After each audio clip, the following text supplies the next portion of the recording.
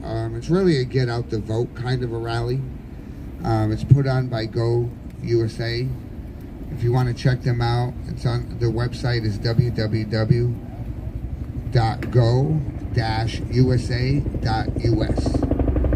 They actually, and if you scroll on their homepage, you scroll down below a bit, you'll see a flyer for that event. You can also check that out on our Twitter, our Getter. We posted it all around. But there is a big rally here in D.C. There's a huge lineup of speakers. Ian Vandersteel will be one of them. Trying to think of who they had mentioned. But some of the individuals from Frontline Doctors. Matt Brainerd speaking. Yep, Matt Brainerd will be speaking. I told them no speakers to talk about anything that's to do with the election of 2020, so we won't get banned. I made a rule about it. I'm sure they're going to listen. They have to. We don't want to get banned. Listen, the whole point is, quite frankly, I'm not sure that, getting banned or not banned, We'll wait till you get banned. I already have been banned. You have? Absolutely. Thanks, And Thank you. Hit that like button. I'm not going to be censored. We're all having trouble with our transmissions, even on a Wi-Fi I'm hotspot. on my 50th channel. Not sure what's up with I'm that. on my 50th YouTube channel. 200. Okay, I will. I will for you, Sergeant Sherry. Yes. Inspire me. Yes. Sergeant Sherry. But, Yes. Atta girl, Sherry. Yes. Can do the Oath Keepers, they did not have a trial today, just so that everybody knows. But there were two they will others. be back in the courtroom tomorrow. Jerry, what holiday today? There were two others. One took a plea deal. What holiday was it today? Yom Kippur. Yom Kippur. Okay. Yom Kippur. Oh, I want a The potato Day of latke. Atonement. Be written in the book of life for another year. Gotcha. Hopefully. We pray that we are. Is this the potato latke day? Yeah, Is this the day when everybody eats potato latkes? That's usually on Hanukkah. The New Year kind of thing, You can do right? that. Yeah, you can do that too, Rosh Hashanah, yeah. Oh, I love it. But today's a day of fasting, so Right. by now you can go eat. Oh, I already Sun ate. went down, you can go I was married to a go Jewish man. Chinese food. Right? My dad said, It's a very Jewish tradition. Yes. You get Chinese food after you fast. After you fast. Oh, yeah. I don't know why, but that's what we do. Well, because that's the only restaurants open on Christmas. Is it working now? Yeah, but I'm not using the hotspot. So people are just starting to hop on again. Because mine keeps turning off too. Well, it'll freeze up when you have a bad transmission. long Okay, enough. you're on. And then it goes down to zero. Hey, all right. So the internet's not helping you right now? All right. Yeah, I I'm just okay want now. to make an announcement first. Today is That's not good. my father's birthday. And over here is He not died good. last year in May, on May 17th last year. He would be 82 years old today, and he's a decorated war hero. He's a retired major from the U.S. Army. He's a Ranger, and he also retired from the Navy after that. I worked for several decades with the Navy, National Ordnance Command, Navy Expeditionary Logistics and Support Group. So his name was Gennaro Mellis, Major Gennaro Mellis, and I just want to, shout him out and tell him that I love him and everything like that. I really miss him. So we'll get this started. All right. God bless you. Good evening, DC Gulag. Whoop, whoop. Welcome to the JN6 Family Hour. My name is John, a.k.a. DJ Jerome. I'll be your son of a gun tonight. I am broadcasting to you live from inside a spiritually destructive and physically torturous concrete hell, the DC Gulag. Oh, We all must endure our own adversities and bothers, whether it be our children, our friends, our mothers or fathers. My hero is the man who can survive his own fire, build a family, earn respect, share many laughs, and still aspire. My hero is the man who always improves himself every day. He learns from books, from people, and from himself in every way. Uncle Deuce. My hero is the man who is strong in his faith, secure in his convictions, and avoids being sad. My hero is a man I know and a man I love. My hero is my dad. Oh, beautiful. We have a fantastic show for you tonight. We will have one amazing Patriot appearance that will make you feel more at home than Joe Biden growing up in a Puerto Rican community. Oh, Then in Delaware. Then at 9 p.m. we will gather together to sing the Star-Spangled Banner with more truth than Joe Biden getting arrested with Nelson Mandela. Because that did not happen.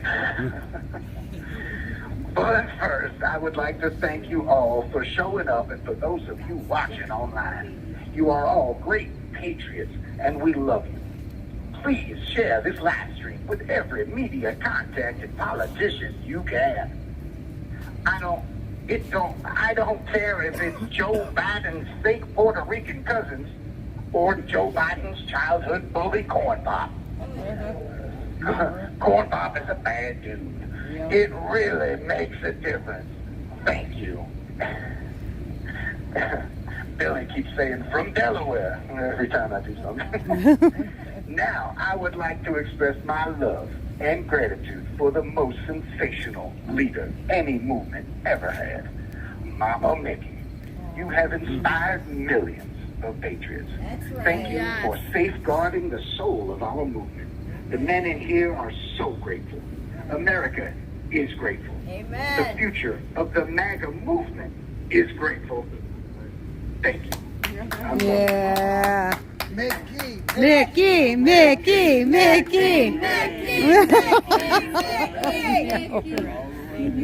Oh.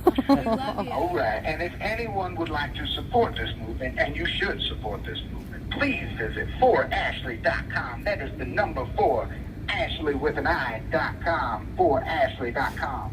And if anyone would like to get to know us patriots better in our own words, please visit www.wearegoodmen.com. That is wearegoodmen.com. And if you would like to see some cool videos on Rumble, you can visit that. We Are Good Men on Rumble. We Are Good Men on Rumble.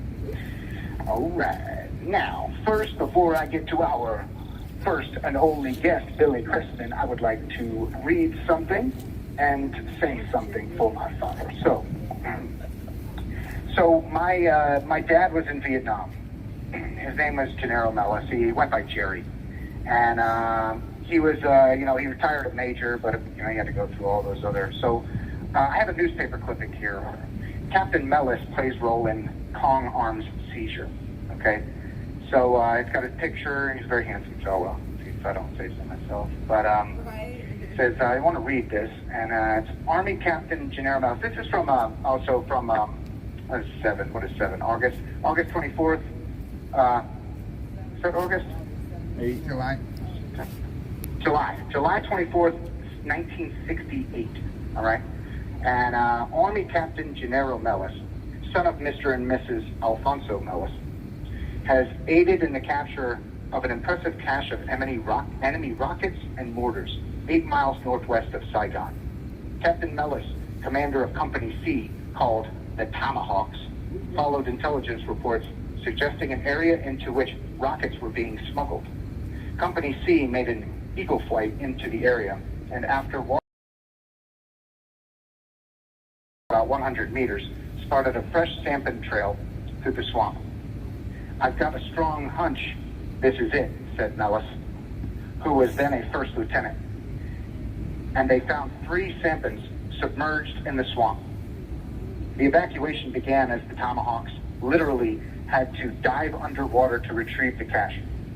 The prize consisted of 10 122mm rockets with warheads, 9 122mm rocket fuses, 82 rounds of 82mm mortar, 84 cans of primers, 12 cans of fuses for 82 mortars, and more than 5,300 rounds of AK-47 ammunition.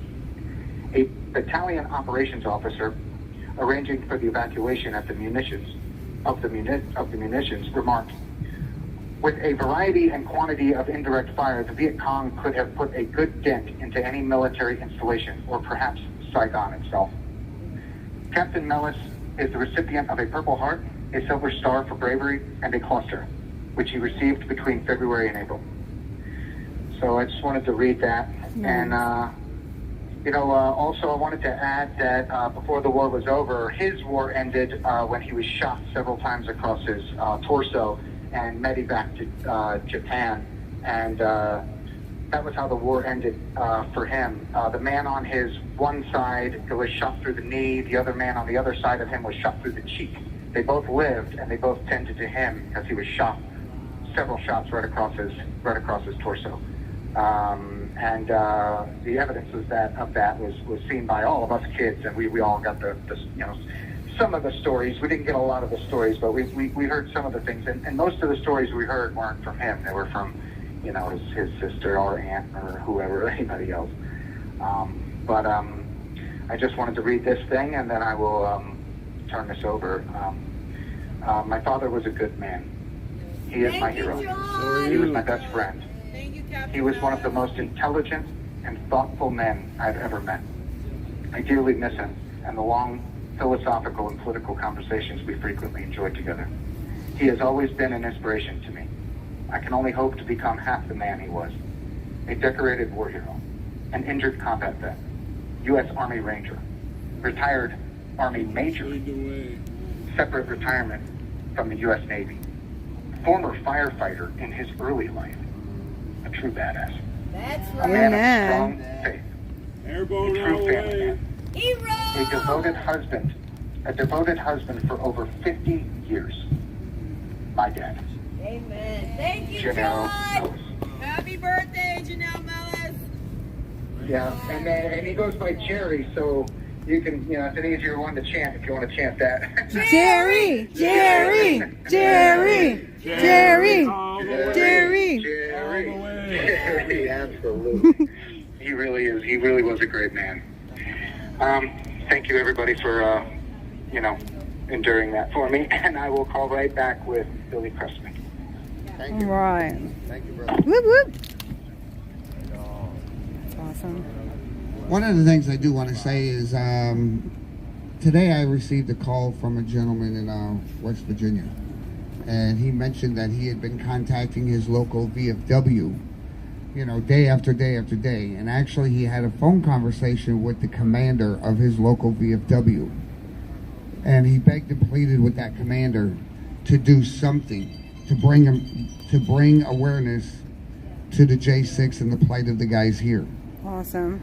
That commander flat out told him, there's absolutely nothing I can do for the J6ers. What? More importantly, his wife was overhearing the conversation and made the comment that those guys that are in there deserves what they get. Take him out of office. Wow. Kind of bad is that? Wow. Exactly. That's what we're dealing with. So, here we have John back. Hey, John. Everything all right? Yeah, I was just giving an update on something. That was a fast callback. Usually I get a minute. Oh, no, you're good. All right. Billy Cressman, 48-year-old sheet metal worker from Kansas City, Kansas. U.S. Army medic. He's tall. He's happy. His favorite time is nappy. Billy Cressman. They give him a hard time. Billy! Billy! Billy!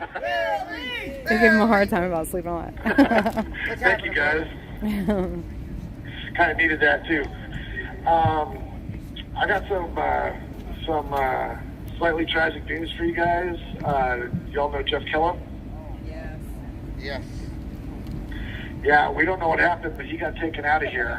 I believe it was against his will earlier today during the inspection. I don't know exactly what happened, so I don't really want to theorize, but I think he was trying to let people know what was going on in here, especially with the inspection going on. Yeah, can you talk to us a little bit about the inspection?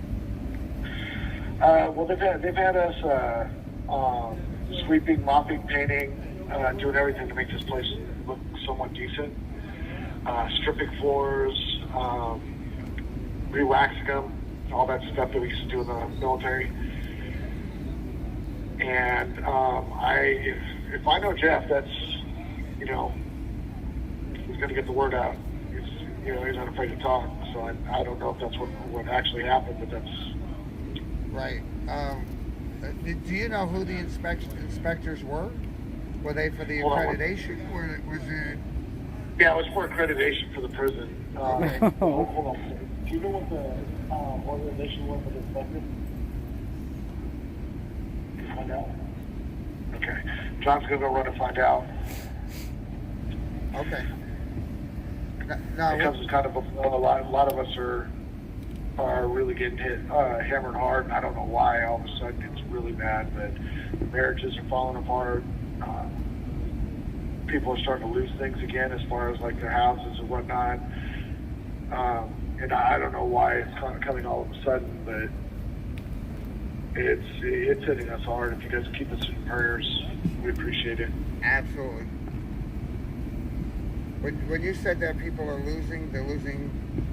Did you say houses? Yeah, some people are having a hard time with their houses. Some people are. If you could, if you know of anything like that that's happening, please, try to help get the word out to some of us. Okay. Because if there's still time to do anything, we have an expansive network of people that we can reach out to possibly save that from happening. But a lot of times, there's been a couple of times where when we finally catch wind of it, it's a little too late in the process to really do anything. So, Okay. I'll tell you what. I'll talk to you off the air. Absolutely, please do. Okay. But the name of the company or the service or whatever it was that inspector is called the ACA. ACA, yes. We were provided that, and we were provided with contact information and also, I think, sample forms where we could actually reach out and send in complaints directly to that accreditation organization regarding this facility. So. Yeah. And one of the things that I heard is that when McKillop was headed out, the last thing he really said was that this was retaliation. This is retaliation. So I think that goes to kind of substantiate a lot of what you're saying in terms of, he certainly didn't leave, by choice. Yeah. This jail is very reactionary. They're not.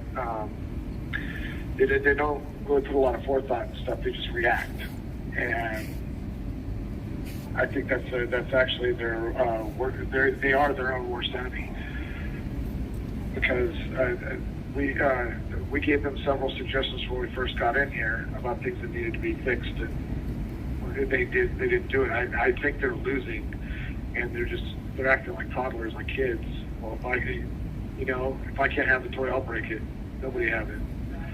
Right. And I think they're trying to move us around, and because now he's the fourth or fifth guy in a month that they've gotten out here. Yes. Yeah.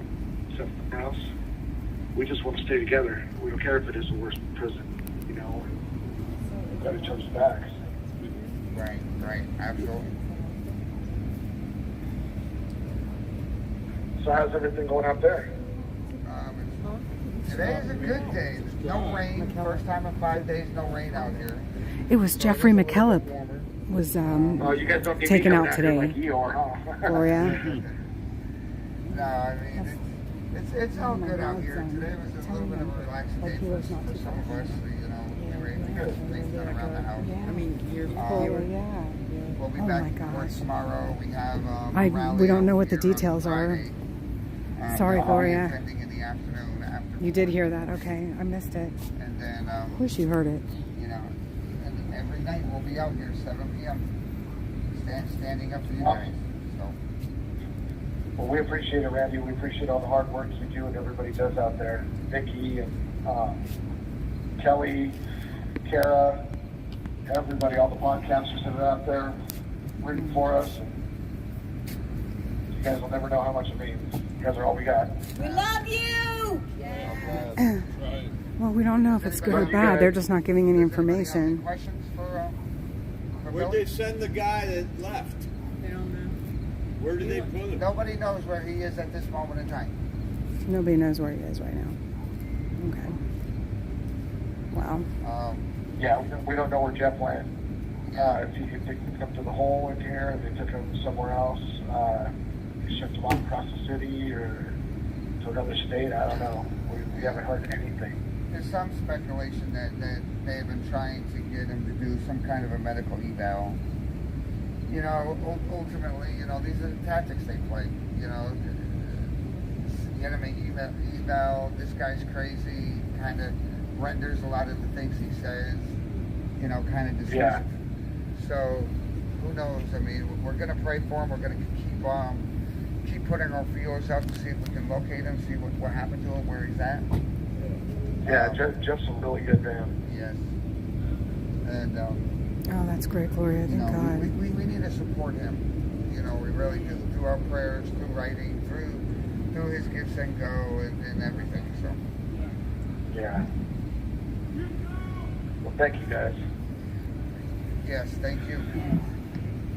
Okay, well, I just want to say hi. Thank you. Give you guys an update. I didn't know if you guys have heard or not. So, No, we appreciate it. We love these updates, especially when it comes directly from you guys in there. You know. That's right. So thank you so much. Please, please keep it coming. thanks again, Manny.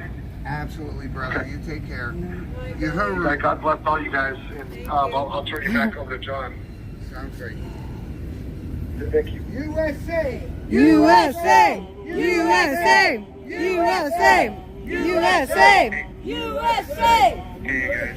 Hey, we'll call you back at 9 o'clock for the national anthem. Sounds All right. good. Thank you so much, John. Awesome. Thank you. Bye. You want me to run and get my chair? So just kind of finishing up what I was saying earlier. You know, It's cold. this is one thing that I have actually been wanting to do since I've been here, is to actually maybe go out and try to visit with some of the VFWs or the American Legions or some of those different things around the DC, the greater DC area, in an attempt to try to get veterans out here. But I mean, it's an uphill battle. It really is. I mean, someone had forwarded me, I believe it was Justin actually forwarded me an article that was written by one of the veteran organizations, one of the leading ones across the country. And shortly after January 6th, they had put out an article talking about how anybody there that participated in January 6th, it was a betrayal to their oath, it was a betrayal to their country. It was just propaganda from the elite. And you know, this is repeatedly what we hear when we contact the VA. You know, it's almost like, well, I mean, I have a good idea of what's going on with a lot of it. And really what it is, you know, policy has been put in place. Communistic, Marxist policy has been put in place in every single agency within the government. A lot of it was written, you know, I'm going to go back and just give a little bit of a history. George Washington University, back in 2010, was given a $36 million grant to study terrorism. And at the time, there were significant issues surrounding ISIS sympathizers here in the U.S. And ultimately ISIS and Al-Qaeda around the globe. And so they brought in a lot of these think tank academian, I call them nutcases, because these are people that have spent their entire existence within these schools, these universities, never actually going out into the real world. And these are the people that have indoctrinated our school systems with Marxist ideology. Anyways, so back into 2010, George Washington Institute commissioned a study to be done on terrorism. And again, it focused primarily at the beginning on foreign terrorism. 2015, it switched, and they focused their attention on domestic terrorism. And then I believe it was 2017 was when they released their first report. And in that report, they cited as the greatest threat to our national security, number one, veterans. Number 2, the Christian church and Christian organizations. Boo. And they pointed the finger to the Oklahoma bombing, Timothy McVeigh, as the reason why. Wow. That set the ground to every single thing that we see in place today. It's insane. That report Based on is the one first person. mention of different acronyms and different words that Christopher Wray and Merrick Garland has used before Congress in testifying over the last year and a half. Wow.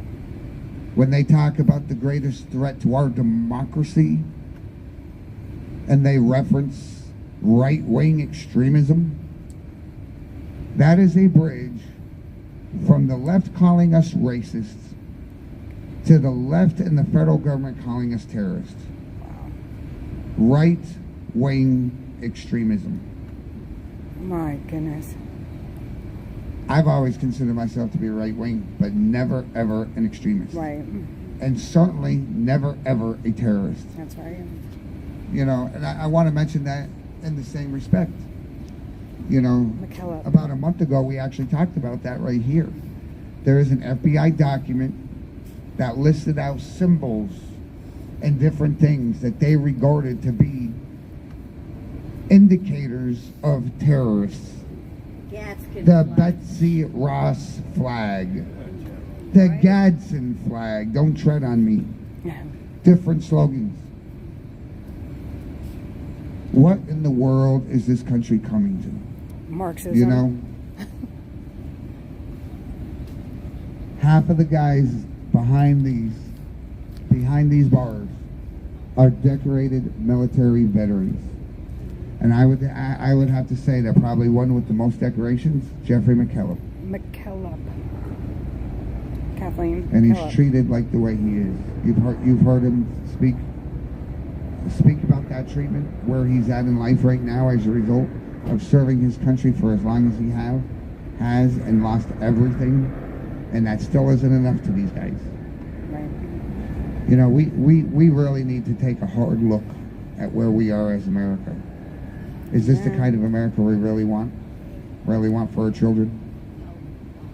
We need to unite as the people and stand up like never before. Please. Thank you, Gloria. But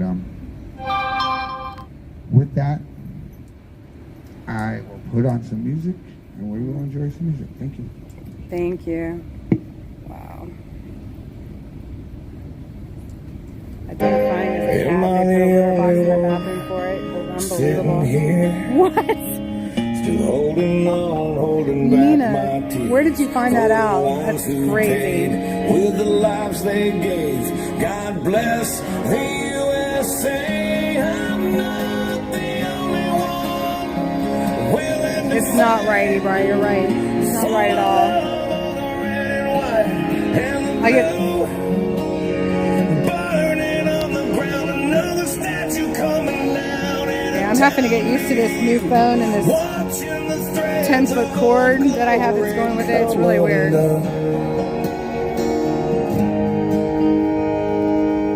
I'm not the Oh my only gosh. one. How are you? You good? It's good to see you. I'm doing good. Oh my gosh.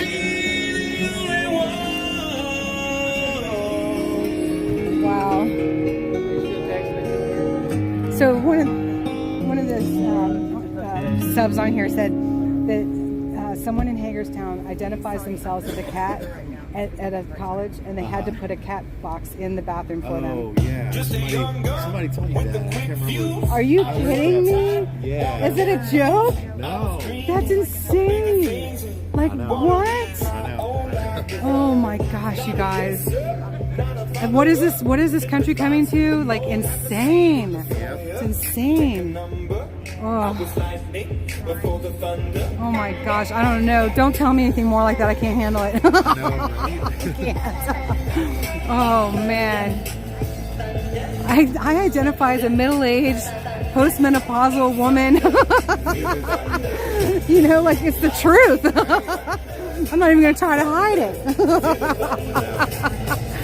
Oh, I should embrace it, you know? Like, I made it this far. It's amazing. I mean, stuff like that, they're just trying to make us really mad. Yeah, they are. Just like these courts, Oh my they're gosh. just trying to make us mad. We need to be embracing who we really are. Yeah. You know, when I was younger, it was a delible switch when, and I don't know if it was really because of this, but it was right around the time when Madonna and that other young vocalist smooched on TV. Okay. What was that, like an Oscar or something? Yeah. What is that girl's name? Britney Spears.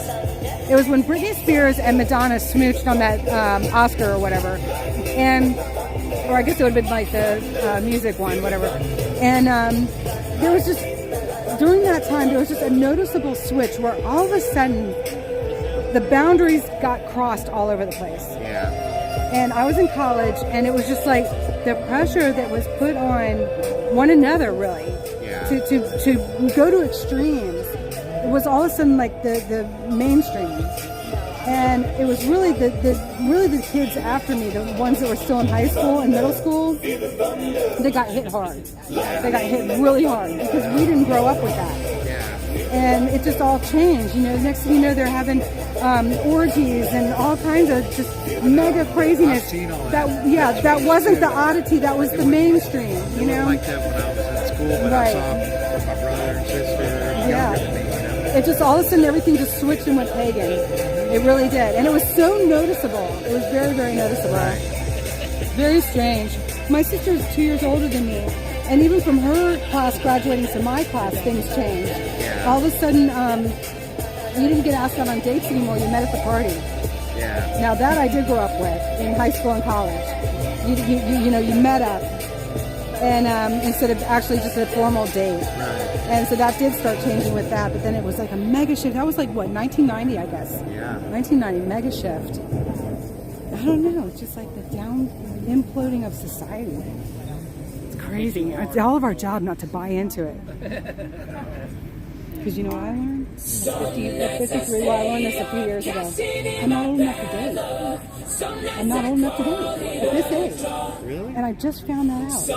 Because I've been doing everything my way. And now I want to do it God's way. Yeah. So it means that I have not been old enough to date while I was dating. And I was even married in that too somewhere, you know? Yeah. And it's like, what I didn't know, you know, just a babe in the woods, what I did not know. And so it's like now at 53, I'm going to do it God's way. Or no way at all. Because I'm not living like that anymore. No, I know what you mean. When we don't live the way we're supposed to and we don't do it God's way, we suffer. Yeah. True story. I'm talking to Justin, y'all. I got this new phone today. I don't know what I'm doing. Oh, cool. Yeah, the other one's smashed, so Oh, man. I dropped it. It wasn't even that far. It was like that far. It was done. That's all right. Thank God for credit. One of these days, y'all, I gotta stop living on credit. It's getting me.